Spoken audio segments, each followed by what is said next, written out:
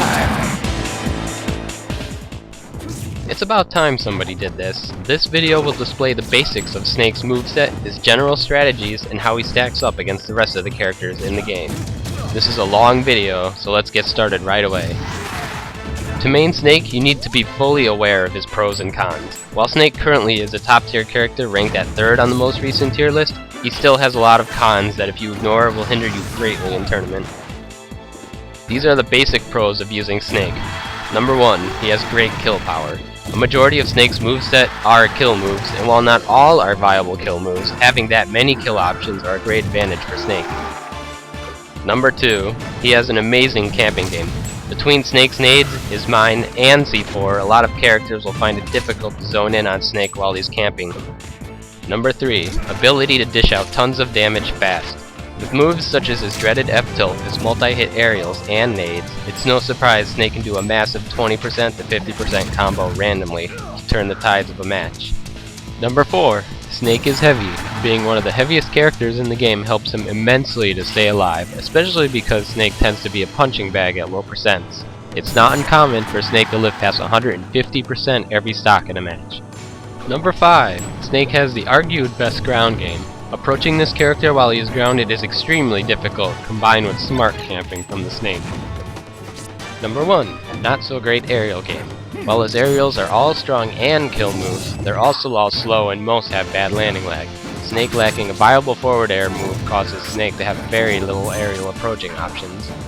Number 2, susceptible to grabs and chain grabs. Because of Snake's lack of dodging ability and aerial mobility, it's rather difficult for Snake to avoid getting grabbed when either landing or getting red during an approach. He's also very susceptible to chain grabs from characters such as DDD, Falco, and Ice Climbers of course. Number 3, susceptible to gimps. Because of Snake's somewhat poor recovery, he's open to spikes and gimps off stage rather easily. Now that you know the general pros and cons of using Snake, I will explain all of his moves. I won't go into too much detail about the moves, so this video won't be too long, but I will tell you what the move is, what it does, and a couple of examples of when you would want to use it. Let's start it off with Snake's jab. Snake easily has one of the best jabs in the game, with the move having 3 strikes just as Ike and some other characters. Snake's first hit of jab comes out as fast as frame 3. There are many uses for jabs, but just throwing out the full move itself is not quite as good as Ike's and leaves Snake wide open after. Because of this, jab should be used as either a quick punish or lead into another move. An example includes doing the first hit of jab, cancelling it after, and then following up with an F-tilt. The infamous F-tilt that Snake has is easily the best F-tilt in the game. Not only does it have 2 hits to it, but it has major range, it's fast, and it deals heavy damage with a whopping 21% total when fresh. This beastly move can stop reckless approaching opponents dead in their tracks.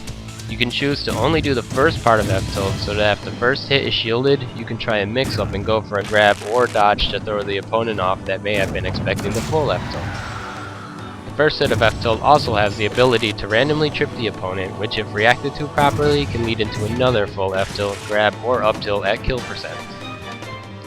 Snake's up-tilt is yet another monster move. The up-tilt is known for its major disjointed hitbox, able to hit far in front of Snake. But that's not all it's capable of. It's also Snake's most used kill move, and can kill a majority of the cast as low as 100% on some tourney legal stages. And if you thought that wasn't good enough, the startup and cooldown time of the move is relatively fast. To make things even better for this move, it also happens to be one of the best anti-air moves in the game.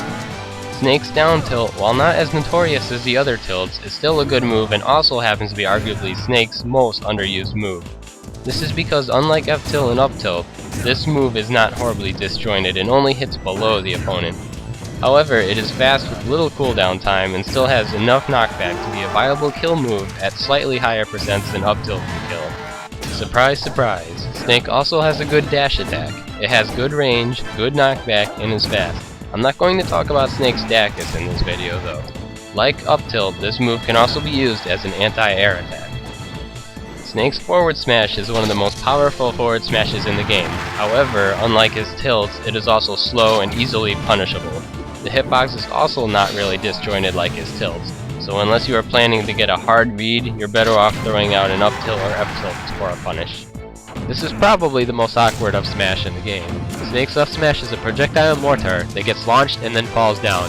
The longer you charge the mortar, the higher the mortar goes. This move has many uses, even if at first glance it's too slow. Up smash can be used as an edge guarding move that is easily spammable, which applies pressure to opponents trying to recover without getting hit. Due to the random trajectory the mortar takes, it's hard to protect where it'll land. However, Snake is immune to his own mortar, except when it's reflected. This move can also be used as a surprise launch on people. The mortar launcher itself is a hitbox when Snake brings it out that can launch enemies directly above Snake, and releasing the mortar can also strike the opponent.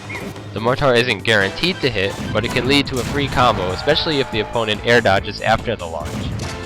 Lastly, this move can be used once again as an anti-air move. Do note though that the priority of the mortar isn't terribly good, so most characters have a move that can cancel it out, but if you predict that, it's an easy punish. Yet again, Snake's down smash is very unconventional to this game. Snake plants down a proximity mine for his down smash that is triggered when a player gets too close to it. This move tends to be slightly underused by most Snake players, and it's surprising because this move is great for catching opponents off guard.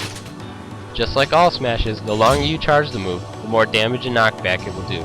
Uses for this move include putting up a barrier in front of you, making it tougher for the opponent to recover, and hiding it and luring your opponent into it. However, note that this move is very slow, so it's only viable when your opponent is not close to you. A trick I like to use is putting down a mine after knocking the opponent off stage. This makes it harder for them to realize you put down a mine due to the opponent most likely being too busy paying attention to their DI, momentum canceling, and recovery to watch you do it. It's no secret that Snake has one of the weakest air games of any character. However, that doesn't mean Snake in the air isn't a threat. All of his moves, while slow, do major knockback and damage. Snake's neutral air is a pretty scary move. It's a 4-hit combo move that does up to 28% damage total if all hits connect. Although the move is scary when it connects, it's also very punishable if the Snake player just throws it out randomly. There is no way to cancel the move until it either finishes or Snake touches the ground, where if he touches the ground, there will be lag. It is possible to auto-cancel the move if you touch the ground almost immediately after the last hit, but that's about it. This aerial is usually used with a full hop, although it's possible to have the full move come out with a short hop. Snake is also able to control the direction of the move while doing it. It is possible for the opponent to SDI out of the move before it finishes, so if the Snake player is moving towards where the character's trajectory is going, it will make it harder for the opponent to SDI out. Some characters also have a harder time getting out than others. Spamming this move isn't a good idea. Use it sparingly to catch opponents' air dodges or beat out their aerials with a punish. It is also useful for pressuring an opponent on a platform. Snake's forward air is usually his most underused aerial. This is because it's slow to start up and has a slow enough cooldown time to make it completely unsafe on miss. However, the move itself is rather powerful. If sweet spotted, the opponent gets hard spike. If it doesn't sweet spot, it sends them directly up anyway with hard knockback, making this move pretty scary in theory when it connects. While this move can spike, keep in mind how bad Snake is off stage, where you would be better off setting up traps for the recovery than throwing out a fair and getting punished or losing your stock. On the other hand, remember that this move isn't used that often by most Snakes, so most opponents may get so surprised by it that it may actually connect. Snake's up air is yet another strong aerial move. This move can kill mid-weight opponents as low as 80% to 90% on most legal stages when fresh. However, like all of Snake's aerials, it has cooldown time where if you miss, it's very bad for Snake. The uses for this move are more slim than you would think. Using it when the opponent is directly above you is the only ideal time to throw it out, hoping to get a read or beat their aerials. Only other major uses are occasionally landing with it to throw off your opponent, falling through a platform with it, or reading an air dodge. Snake's back air is usually his most used aerial. This move comes out very fast, although it has a pretty long cooldown time. Back air is an amazing aerial counter against most opponents that are in the back of Snake. It beats out a ton of other aerial moves, and this move happens to be a very viable kill move as well. The most obvious use of this move is a landing option for Snake. However, it never auto-cancels, so it's always punishable on shield and should only be used as a mix-up landing. It can also be used against Meta Knight's stair camping if timed right, as well as many other characters that throw out aerials in the air. I want to say Snake's down air is his most underused aerial, similar to down tilt. This move, while horrifically unsafe on shield, causes major knockback if the last hit connects. The startup time of this move is pretty fast, though the cooldown time is slow. Generally, this move should only be used for hard reads, such as reading a roll or a spot dodge up close. The downside is that the move can be SDI'd by the opponent to avoid the final hit. If they're in the air, you can count on the last hit never hitting them with good SDI. If they're on the ground though, it's trickier to avoid, but still possible. I would not recommend throwing this move out if you're at kill percent. It is definitely a great mix-up though to punish people who spot dodge too much. Now we get to talk about Snake's fun and unique special attack arsenal. Starting off with Snake's best special is easily his grenades, or nades for short. These are likely the best projectiles in the game. The amount of options Snake players have with the nades is almost endless. Nade uses should also be a very strong and common part of his playstyle if you wish to play this character.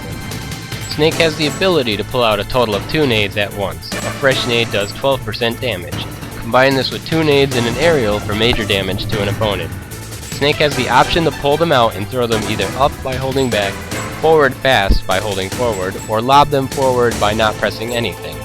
Snake also can cook them by not letting go of the B button when pulling one out to surprise an opponent that may not be paying attention well enough.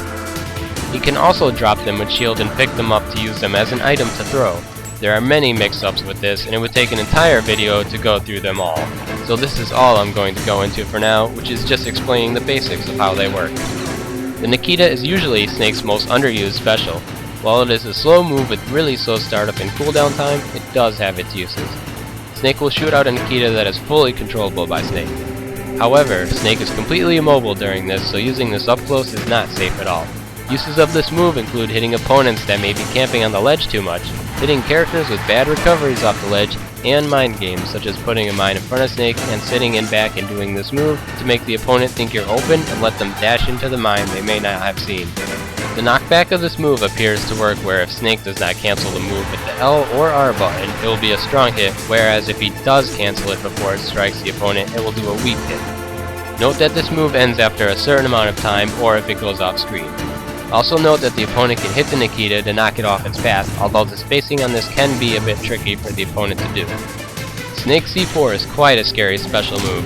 Snake places down a C4 wherever he does the move and can detonate it at any time. Just like nades, this move has a ton of possibilities. The C4 can be put on the ground, on platforms, on the opponents, and even on the ledges of stages. The catch is luring the opponent into the C4. Smart players will see it clear as day, and even smarter players will remember where you placed it, sometimes better than the player who uses it. The best uses tend to be to place it and let it stay for a while and hope the opponent forgets about it.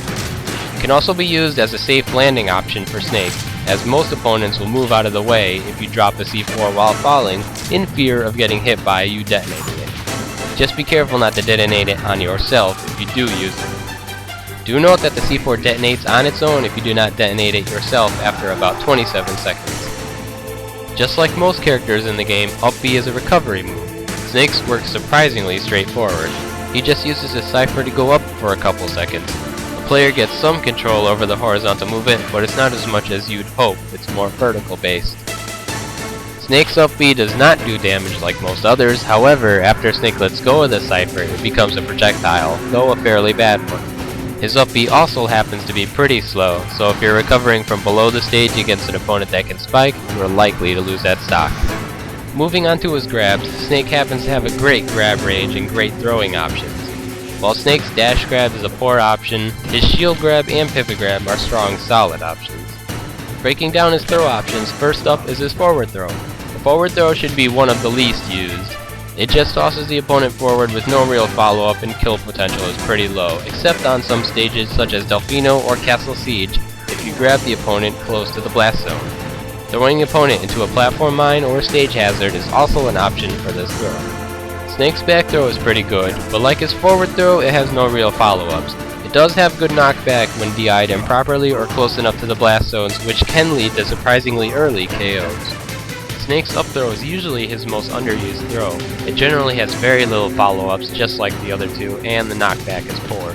Once again, I would only use this if you're throwing an opponent into something, or if it's a poor aerial character that you think you'll get a read off of. As for Snake's down throw, it's likely this is one of the best throws in the game, if not the best. It places the opponent on the ground where the opponent is forced to choose the get-up option.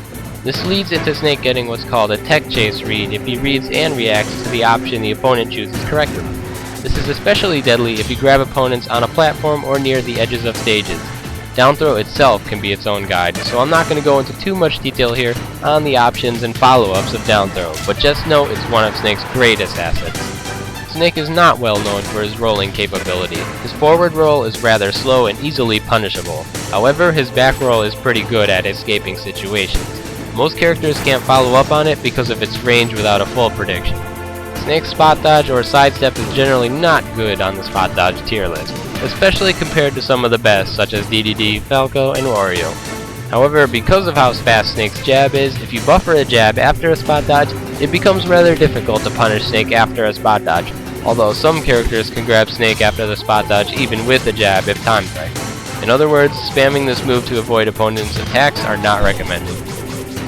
It should be no surprise that Snake doesn't have a great air dodge. Most characters can follow the air dodge and punish it with Snake having no real option after an air dodge, although don't write it off as useless either.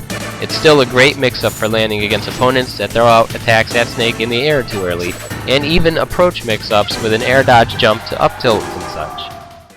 For the final section of this video guide, I'll explain some of the general strategies and techs Snake has to use against his opponents. Strategy number 1. Camping. Many new players don't understand the concept of camping in a fighting game.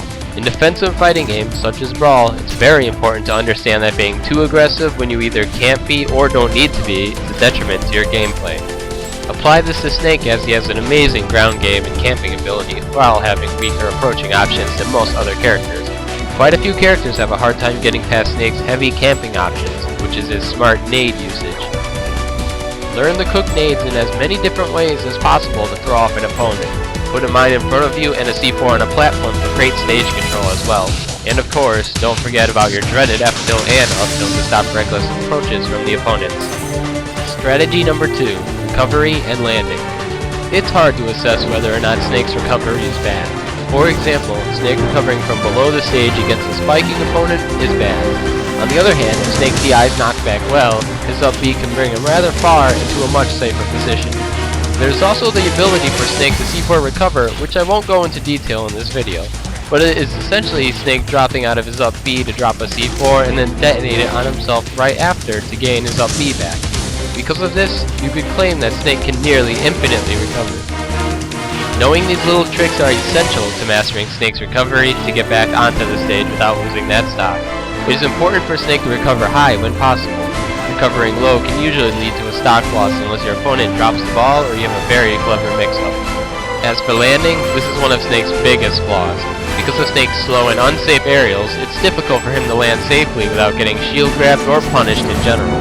However, many players forgot that while Snake's options are not that great, he still has enough for mix-ups that would require the opponent to guess pretty well to punish consistently. Snake's pivot nade is usually his best option to land safely. A lot of opponents will be hesitant to hit Snake during this pivot due to the likelihood of the nade doing damage to the opponent if it gets hit with Snake. It's also a fast pivot so that if you do it late enough, it'll be hard to react to. However, it's punishable with a grab, especially a pivot grab. In those cases, an aerial could help. Sometimes throwing out that obvious back air can pay off if the opponent is thinking that's so obvious, he won't do it. Even some of the lesser obvious options, such as down air or forward air, are still there to use. And of course, there's always air dodge. However, air dodging to the ground is usually the most punishable option, so don't get too predictable with that. Mastering Snake's recovery and landing is essential to using him in high levels of play against opponents that know Snake's options really well. Strategy number 3. Baiting. This should be a general strategy with any character. However, with Snake, the payoff for properly baiting and punishing an opponent is too good not to stress.